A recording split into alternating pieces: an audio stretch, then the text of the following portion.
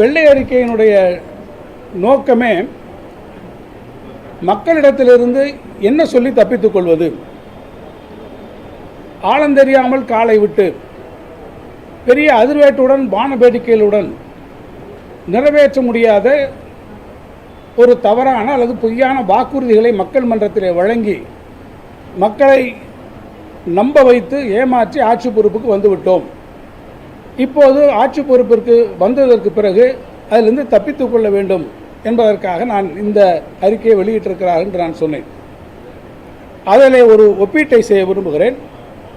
2021ஆம் ஆண்டில் திராவிட முன்னேற்றக் கழகம் இந்த வெள்ளை அறிக்கையை வெளியிடுகிற போது, அந்த வெள்ளை அறிக்கை வெளியிடுகிற போதே அந்த எக்ஸிக்யூட்டிவ் சம்மரியில் நாங்கள் சொன்னோம்,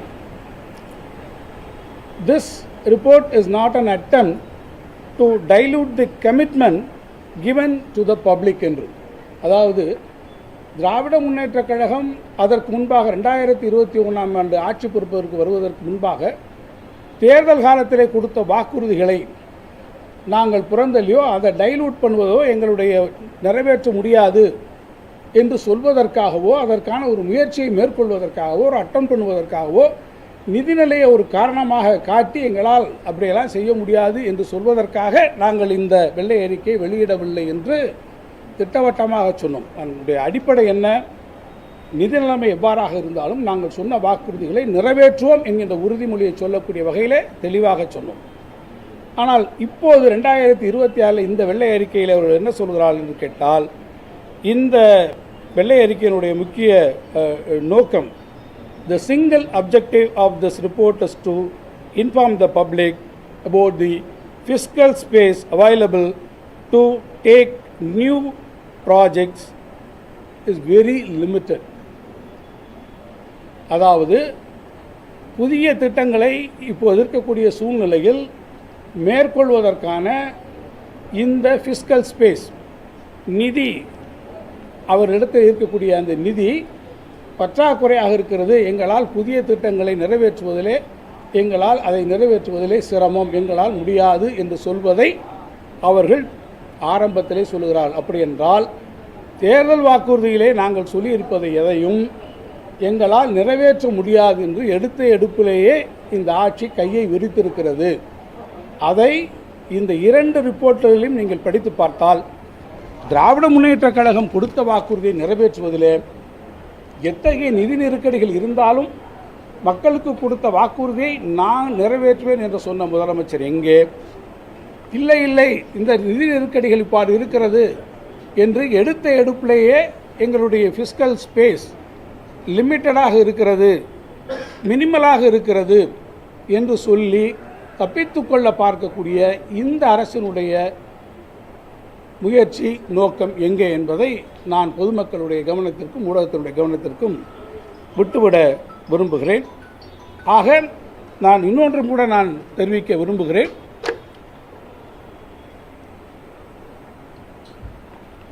நம்முடைய இந்த விதிண்டை பொதுவாக வெள்ளை அறிக்கை எப்போ வெளியிடுவோம் கேட்டிங்கனாக்கா பட்ஜெட்டுக்கு முன்னால் வெளியிடும். ஆனால் பட்ஜெட்டுக்கு முன்னால் கவர்னர் அட்ரஸ், ஆளுநர் உரைக்கு முன்பாக இதை வெளியிட்டிருக்கிறார்கள்.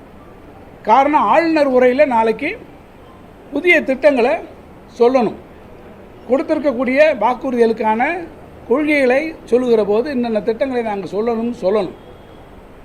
அதில் புதிய திட்டங்களை சொல்வதற்கு எங்களுக்கு வாய்ப்பில்லை என்பதற்கு ஒரு ப்ரிலூடாக அந்த யானை வரும் முன்னே மணி ஓசை வரும் பின்னே என்பதைப் போல நாளைக்கு நீங்கள் என்னிடத்தில் எதையும் எதிர்பார்க்காதீர்கள் என்பதை சொல்லாமல் சொல்லி கவர்னர் உரைக்கு முன்பாகவே இந்த வெள்ளை அறிக்கையை இந்த அரசு வெளியிட்டிருப்பதாக நான் கருதுகிறேன். தவிர இந்த வெள்ளை அறிக்கையில் விளக்கப்படி சில விஷயங்களை நிதியமைச்சர் அவர்கள் தெரிவித்திருக்கிறார்கள். அதே பழைய பல்லவிகள் தான். பல முறை நான் சட்டமன்றத்தில் இதற்கு விளக்கங்களும் சொல்லியிருக்கிறேன். இந்த முறை அவர்கள் ஒன்றை சொல்கிறார்கள். இந்த ஆட்சி முடித்துவிட்ட பிறகு 10 லட்சம் கோடி கடன் வைத்திருக்கிறார்கள். இந்த 10 லட்சம் கோடி என்பது அதற்கு முன்பாக அவர்கள் பொறுப்பேற்றுக் கொண்டிருக்கக்கூடிய காலத்தில் 4.8 லட்சம் கோடியாக இருந்தது.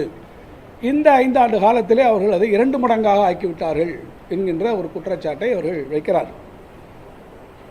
பொதுவாக நிதி நிர்வாகத்தினுடைய தன்மையும் நிதி தமிழ்நாட்டில் இருக்கக்கூடிய அந்த சூழ்நிலையும் இதனுடைய இந்த ஹிஸ்டாரிக்கலாக என்ன வந்து கொண்டிருக்கிறது என்பதை பார்க்க வேண்டியது இதில் முக்கியமான ஒன்று. 2006 2007 ஆண்டு கலைஞர் அவர்கள் ஆட்சி காலத்தில் பார்த்திங்கன்னா அவருக்கு முன்னால் இருந்தவங்ககிட்ட இருந்து எவ்வளவு இன்ஹெரிட் பண்ணார் அப்படின்னு பார்த்தா 57,457 கோடி ரூபாய் கடன் கலைஞர் அவர்கள் இன்ஹெரிட் பண்ணியிருக்கார். 2011 2012 அந்த காலகட்டத்தில் அம்மையார் ஜெயலலிதா அவர்கள் ஆட்சி பொறுப்புக்கு வருகிற போது இந்த கடன் 57,000 2 மடங்காக இருக்குது. 1,01,350 கோடியாக அவர்கள் துவங்கி இருக்கிறார்கள். அப்படியானால் கடன் அன்றைக்கே 2 மடங்காக இருக்கிறது. 2016-17 பார்த்தீங்கன்னா அந்த கடன் 2,11,066 கோடியாக வந்திருக்கிறது. மீண்டும் அது 1,01,000 கோடியிலிருந்து ஏறத்தாழ 2 மடங்கு வந்திருக்கிறது. 2021-22 எடப்பாடியார் அவர் ஆட்சியில் வருகிற போது அந்த கடன் 4,85,000 அந்த அவர் ஆட்சி முடிகிற போது நம்ம வரும்போது நம்ம இன்ஹெரிட் பண்ணுறோம். அப்போ அது 4,85,000 கோடியாக அது 2.7 மடங்கு 2.7 மடங்காக அது உயர்ந்து நாம் அது வந்திருக்கோம். அதுக்கப்புறம் இப்போ 10 லட்சம் கோடி வந்திருக்குது என்று சொன்னால் ஹிஸ்டாரிக்கலாக இந்த கடனுடைய மடங்கு விகிதம் என்பது தொடர்ச்சியாக அது இருக்கிறதே தவிர இது ஏதோ திராவிட முன்னேற்ற கழக ஆட்சியில் இந்த 5 ஆண்டு காலத்தில் இந்த 10 லட்சம் கோடி 4 லட்சம் கோடி 4.8 லட்சத்திலிருந்து இவங்க தான் 2 மடங்காக ஆக்கிவிட்டார்கள் என்று சொல்லுகிறார்கள்.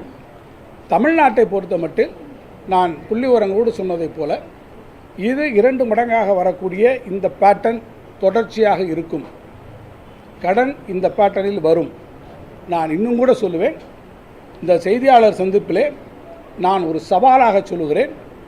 தாவேக ஆட்சி 5 வருடங்களை ஒருவேளை அவர்கள் நிறைவு செய்து அவர்கள் அடுத்த தேர்தலை அவர்கள் சந்திப்பார்கள் சொன்னால் தாவேக ஆட்சியினுடைய அந்த 5 ஆண்டு கால இறுதியில் அவர்களுடைய கடன் 20 லட்சம் கோடியாக நிச்சயமாக உயரும். இதை நான் ஒரு சவாலாக உங்களிடத்தில் தெரிவிக்க விரும்புகிறேன். அதை அவர்களால் யாராலும் தவிர்க்க முடியாது என்பதையும் நான் திட்டவட்டமாக தெரிவிக்கிறேன். இன்னொன்றையும் கூட சொல்லுகிறேன். பக்கம் பக்கமாக எழுதி கடன் வாங்கிவிட்டார்கள் என்று சொல்லுகிறார்களே, நான் இந்த அரசை நோக்கி இந்த நிதி அமைச்சகத்தை நோக்கி நான் ஒரு சவாலாக சொல்லுகிறேன். திராவிட முன்னேற்ற கழக ஆட்சி கடந்த 5 ஆண்டுகளில் நாங்கள் ஒவ்வொரு ஆண்டும் வாங்கியிருக்கக்கூடிய சராசரி கடனை விட ஒவ்வொரு ஆண்டிலும் நாங்கள் வாங்கியிருக்கக்கூடிய சராசரி கடனை விட நீங்கள் உங்களுடைய ஆட்சியில் அந்த நீங்கள் வாங்கக்கூடிய கடனை நீங்கள் குறைத்து வாங்கினோம் என்று நீங்கள் நிரூபித்து விடுங்கள். நான் என்னுடைய பொறுப்பிலிருந்து நான் விலகிக் கொள்கிறேன். நான் சவாலாக சொல்லுகிறேன், நாங்கள் வாங்கியிருக்க கடனை விட நீங்கள் குறைத்து நாங்கள் உங்களுடைய ஆட்சி காலத்தில் 5 ஆண்டு காலங்களில் நாங்கள் வாங்கியிருக்கக்கூடிய சராசரி கடனை விட ஒவ்வொரு ஆண்டிலாவது நாங்கள் கடனை குறைத்து வாங்கினோம்.